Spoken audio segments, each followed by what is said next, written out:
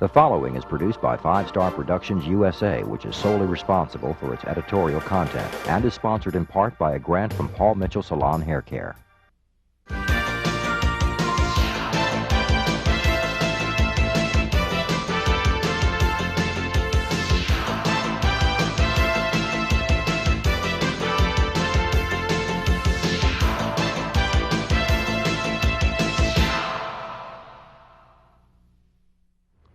There are 3 mountain passes in California where 14,000 wind turbines generate nearly 80% of the world's wind energy. This represents 2 billion kilowatt hours of electricity each year, enough to power a city the size of Washington, D.C. I'm Ed Begley, Jr. Join me in today's environment and find out more interesting facts and environmentally sound solutions. Today, City Council is with 9,000 reducing air supermarkets pollutants by recycling a milestone. 30%. Educational programs.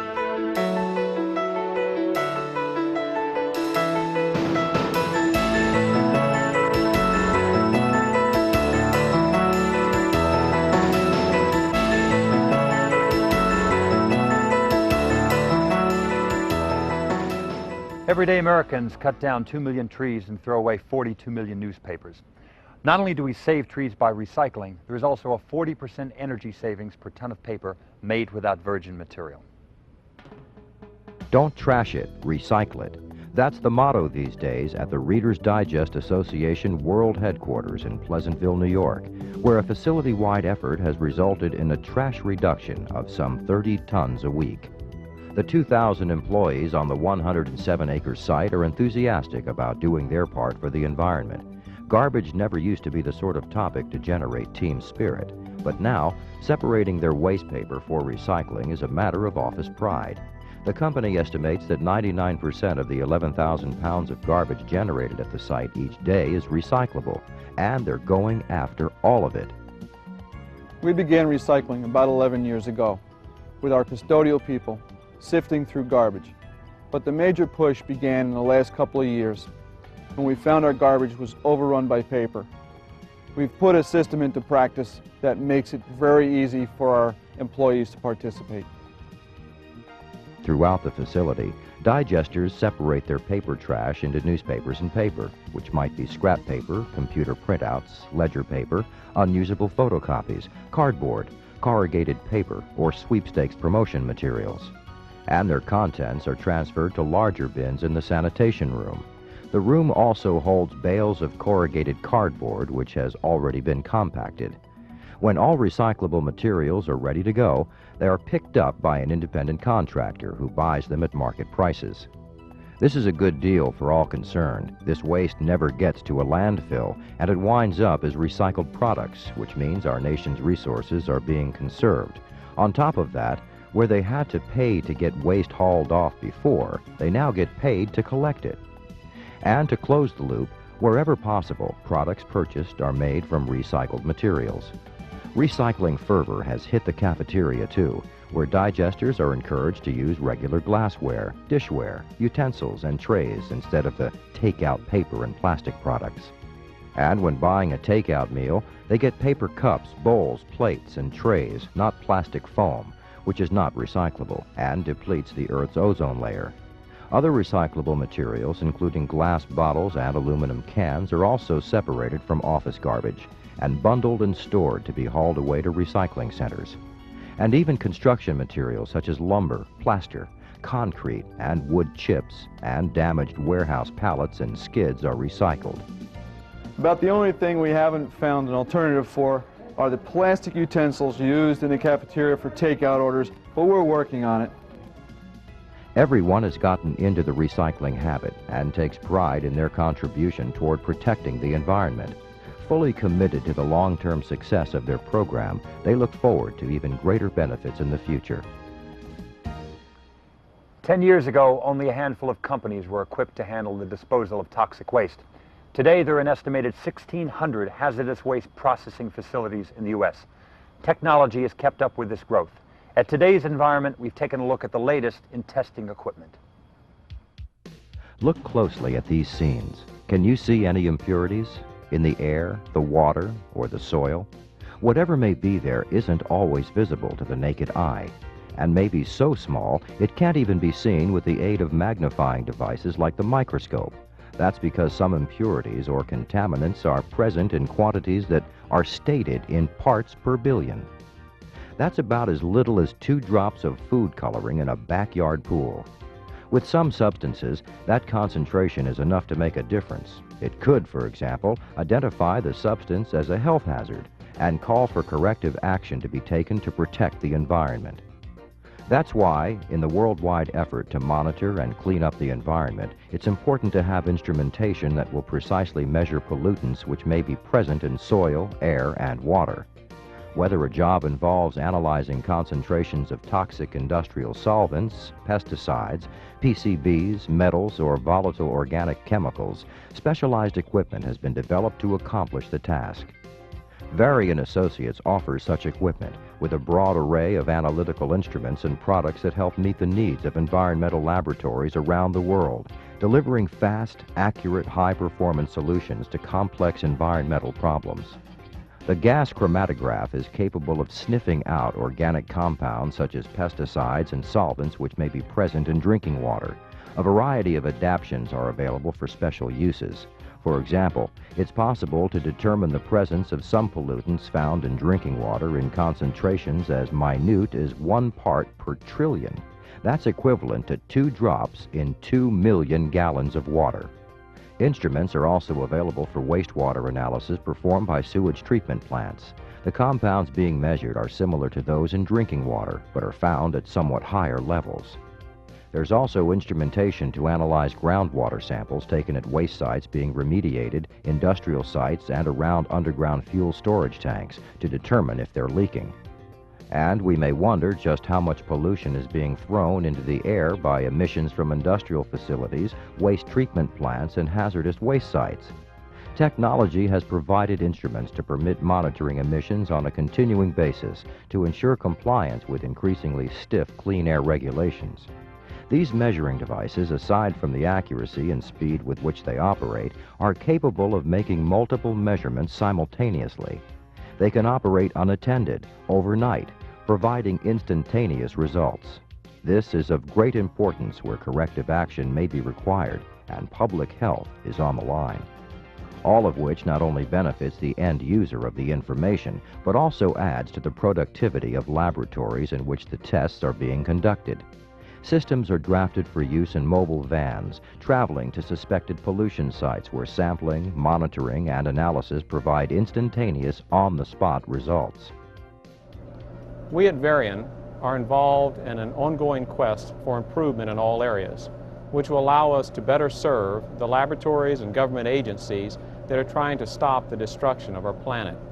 We take great pride in our continuing programs of research and engineering, which, in conjunction with inputs from research scientists around the world, will allow Varian to continue to develop measuring devices capable of meeting the needs, the vital and ever-growing needs to protect our environment. By introducing innovative pollution prevention technologies, small businesses are eligible for grants of $25,000 from the EPA. This program is administered by the Center for Hazardous Materials Research at the University of Pittsburgh.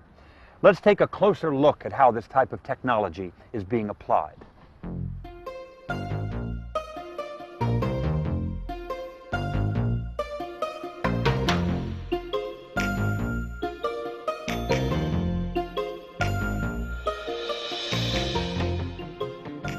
Rain, snow, fog, and mist that has been polluted by the smoke and fumes of industry and turned acid is causing damage to some lakes and forests, affecting crops and wildlife. This acid rain has become one of the most prominent environmental problems of our time. It's formed when sulfur dioxide and nitrogen oxides are emitted into the air from smokestacks where fossil fuels are burned. In the atmosphere, these chemicals mix with water vapor and react in sunlight to form sulfuric and nitric acids, the sinister ingredients of acid rain. Joy Environmental Technologies have offered air pollution control systems since 1907. Working together with Nyro Atomizer, a Danish company, and the world's foremost manufacturer of spray drying equipment, they have offered a solution which effectively reduces the concentration of sulfur dioxide in plant emissions, helping the United States and other countries achieve their long-range goals for the improvement of air quality and the reduction of acid rain. The process used, spray drying, is known throughout the world for its simplicity, sturdiness, reliability, and ease of operation. It's a proven process that has been operating for decades in more than 10,000 spray drying plants throughout the world. Spray drying absorption for flue gas desulfurization from coal-fired burners was introduced in the late 1970s. The process has now developed to the point where there are a large number of installations in use today on coal-fired utility and industrial boilers, hazardous waste incinerators, and municipal solid waste incinerators in the United States and Europe. It can be designed into new plants or retrofitted into existing ones. The basic thrust of the spray drying absorption process, or dry scrubber, is to introduce the reagent for sulfur dioxide removal, typically slaked lime, by a single rotary atomizer. Absorption and drying occur while the absorbent droplets are suspended in the gas stream. As the evaporation process takes place, acid gases react with the calcium in the lime to form a dry, free-flowing powder, which is the end product of the process. It's recovered from the base of the absorption chamber and requires no further treatment prior to landfill disposal. The scrubbed gases, minus the sulfur, and with particulates and volatile trace elements also removed, are expelled into the air, no longer a source of acid rain. Under the Clean Air Act of 1990, coal-fired electric utility plants have until 1995 to find a way to bring their sulfur emissions into compliance with the new regulations.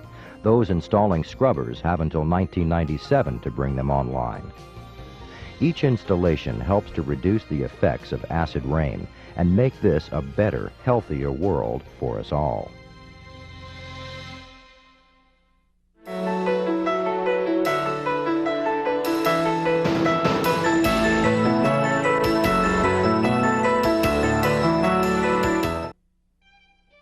Before the Industrial Revolution, life was simple. Their material needs were also simple. They had no cars, modern appliances, or personal possessions beyond the bare necessities. As a result, our ancestors generated very little garbage. In those days, durable goods were really durable. The few manufactured goods that people had lasted for generations. Nothing was thrown away. In contrast, our modern urban society has adopted a disposable attitude. Just about everything we own is disposable. In a large city like New York, each of its 8 million people throw away an average of 2 cubic feet of trash and garbage each day. This means that a typical family of 4 could almost fill up a freight car by itself in a year. Add in all the other waste, and the pile gets even bigger. Disposing of this waste has become a major problem worldwide. Fortunately, there are companies like Mosley Machinery. With more than 50 years of experience, they've become a leader in the industry and is providing solutions to recycling and waste management problems. In general, machines like this powerful baler are used to compress and bale a wide variety of materials for recycling.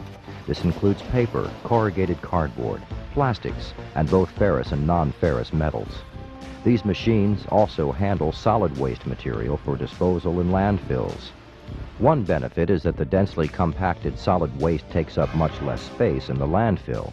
With compression ratios of up to 1/3, the capacity and life of existing landfills is greatly extended. Here we see scrap paper being baled into neatly strapped packages that are more easily transported to paper recycling mills. This recycling results in 3 main benefits. First, since paper accounts for a large percentage of what we throw away, recycling significantly reduces the amount of paper in our landfills. Second, there is a corresponding reduction on the demand for timber to make pulp for new paper. This conservation protects our forests. As a result, habitat for wildlife is preserved and soil erosion is minimized. In addition, these forests convert carbon dioxide into oxygen through photosynthesis, giving us the air we breathe. Third, recycling paper produces far less pollutants than the process for making new paper from wood pulp. Recycling millions of aluminum and steel cans from beverages each year has become a major industry. This recycling effort not only reduces the demand for bauxite and iron ore, but it conserves energy as well. In fact, considerably less energy is used to recycle aluminum compared to processing bauxite into aluminum. This machine is helping in this recycling effort by compressing aluminum cans into very dense packages. The pressure exerted is so great that the crushed cans form an almost solid block of aluminum. Clearly, conservation is one of the cornerstones of the environmental movement, and through effective recycling programs, we're able to enjoy the benefits of our modern world without destroying our precious natural resources and environment. Many of the pollutants that cause acid rain in the northeastern United States actually originate in the industrial Midwest. Over the past 25 years, the acid rain that fell in the Northeast has increased by 50 times. Next, we'll take a look at how planning today can make a better tomorrow.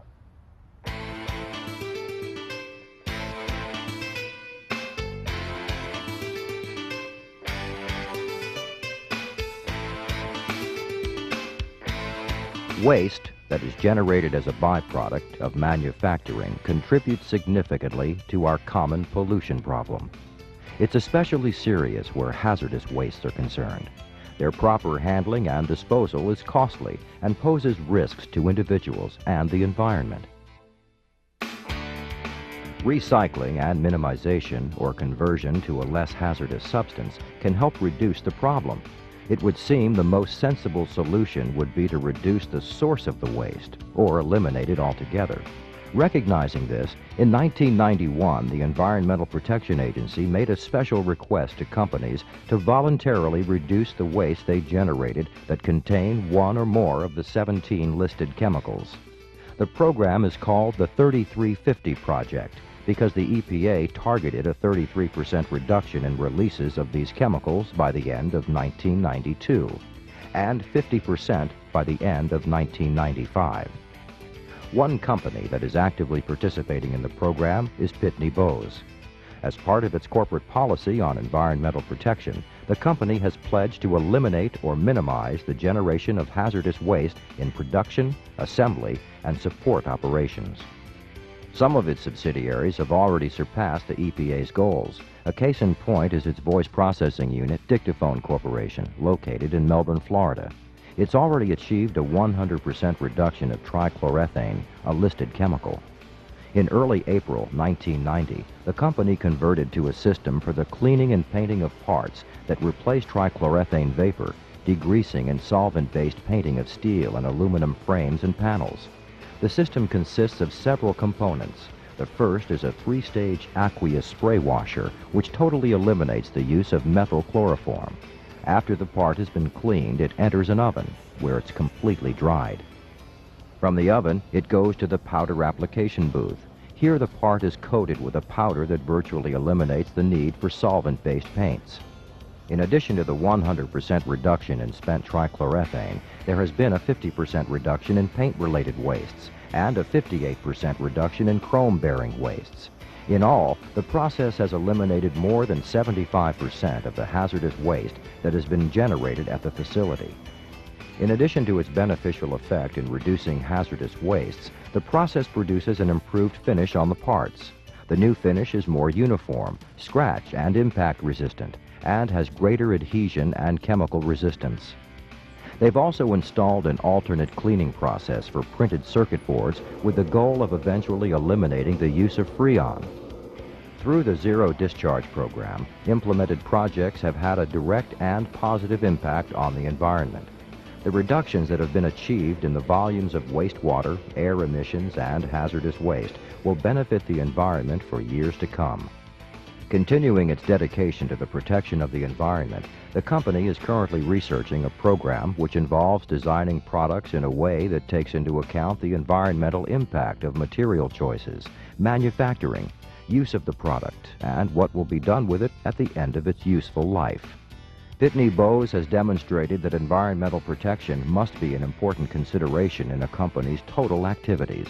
By reducing waste disposal costs, it is also found that concern for the environment is consistent with the overall goals of the company.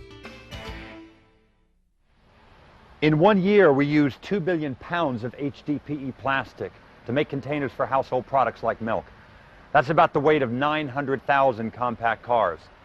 If every family in America would recycle just 1 out of every 10 milk jugs, each would save about 200 pounds of plastic annually. Today's environment discovered some ways this plastic can be recycled for a variety of containers.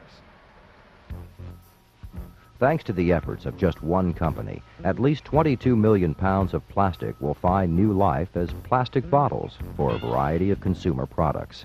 That plastic, the equivalent of more than 200 million bottles, might otherwise have ended up in the nation's rapidly filling landfills. And by next year, that could quadruple as the company produces more than 1 billion bottles with recycled plastic. To accomplish this feat, Graham Packaging Company, the country's largest producer of high-density polyethylene plastic bottles, made major investments in 25 bottle-making plants and built a new plastic recycling plant near York, Pennsylvania. The plant has helped make bottle-to-bottle recycling a reality, turning used polyethylene bottles into new ones. The loop begins at the store with the purchase of the product in a bottle made of high-density polyethylene, known in the industry as HDPE, and marked with a 2 inside a triangle on the bottom of the bottle. Many household products and personal care items and virtually all automotive lubricants are packaged in bottles made from HDPE. Households participating in community programs save the empty bottles for recycling. In an increasing number of communities, the bottles are picked up at the curbside or are taken to local drop-off centers, where they are compacted into bales for shipment to recyclers. Once at the recycling center, the bales are broken apart and sorted. Workers remove any non-HDPE bottles, along with other trash. Any other plastic is bundled and sold to other recyclers. The shredder converts the remaining bottles into strips of plastic. Next, the strips go to a grinder, which chops the plastic into flakes and also scours off labels, dirt, and contamination. The small plastic flakes are spray rinsed and fed into a flotation tank where contaminants sink to the bottom. Then the plastic chips are dried and melted into small plastic pellets, which are shipped to the company's bottle-making plants, including one right across the street from the recycling plant. Here, the pellets are used to make new bottles for a variety of products. The consumer product companies fill the bottles, seal them, and they're delivered to the stores, where consumers purchase them, starting the loop all over again. To help stimulate consumer interest and demonstrate their commitment to recycling, some product manufacturers actively promote their use of recycled plastics. Plastic recycling does work. However, we need the continued support and participation of individuals and communities. If your city doesn't have a recycling program, find out why. Better yet, look for those products packaged in recycled plastic. Show you support recycling with your pocketbook. It's one of the best things we can do to make recycling work and to protect the environment for our children. Solar-powered cars have reached speeds of 65 miles per hour using only 1,000 watts of electricity. That's about the same amount that powers a handheld blow dryer. In gasoline, that's equivalent to roughly 300 miles per gallon. With all the new technology being discovered with positive environmental applications, who knows what tomorrow will bring? I'm Ed Begley Jr. Join me next week as we continue to search for more environmental solutions on today's environment.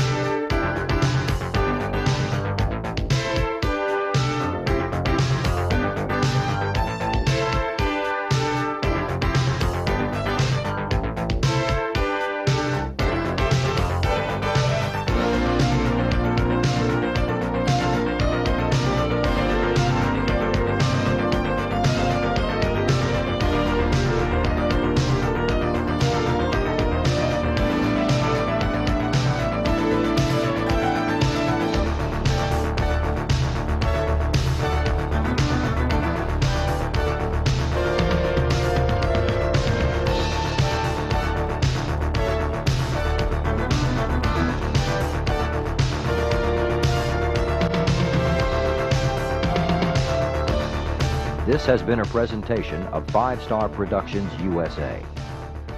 The preceding program was sponsored in part by a grant from Paul Mitchell Salon Hair Care.